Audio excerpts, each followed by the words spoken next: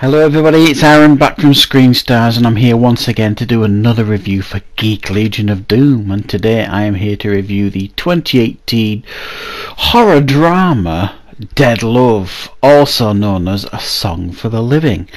And this is a film that tries to do a little bit something different with the horror genre, that ultimately I think probably fails, but I do applaud it for its attempts at doing something a little bit different. And for you hopeless romantics out there, this might be the horror film for you.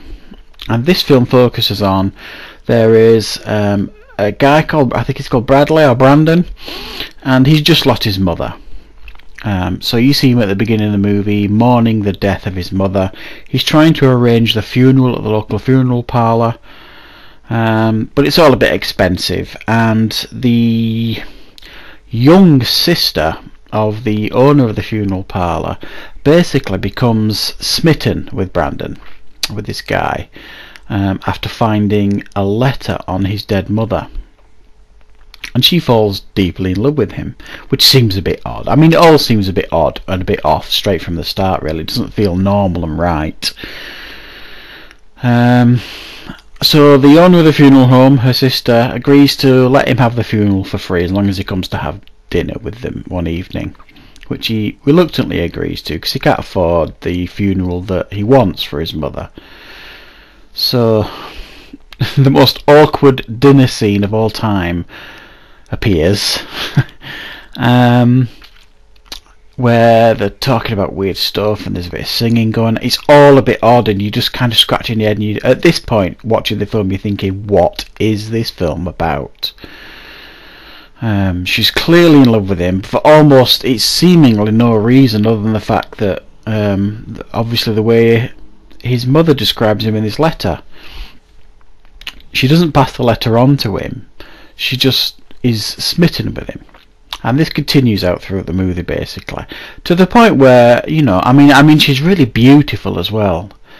This sister, the younger sister, and chasing him around, you know. Eventually, he succumbs to her charms, and then the big reveal of the film appears, and there's some kind of jealous love triangle going on that may or may not have something to do with some form of immortality.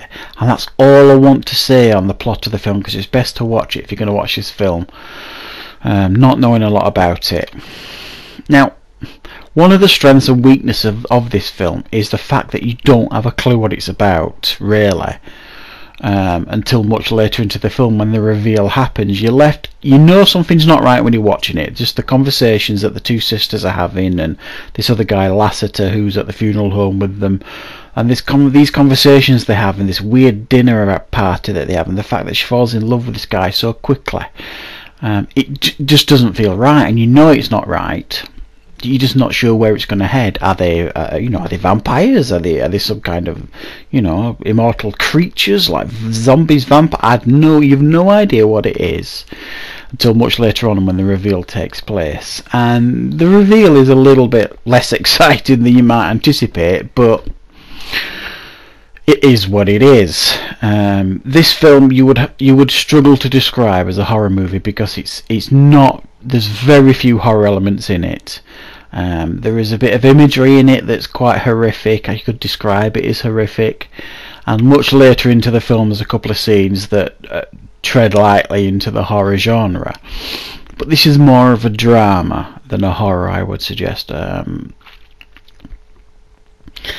It's an acquired taste, this movie, I would say. I'm not going to say I disliked it, because I didn't. I watched it. I wasn't bored when I watched it, not particularly. It's very, very slow paced, and it is a little bit frustrating to watch because you're not sure what it's about, and what's the central catch of this movie, what's drawing me into this movie.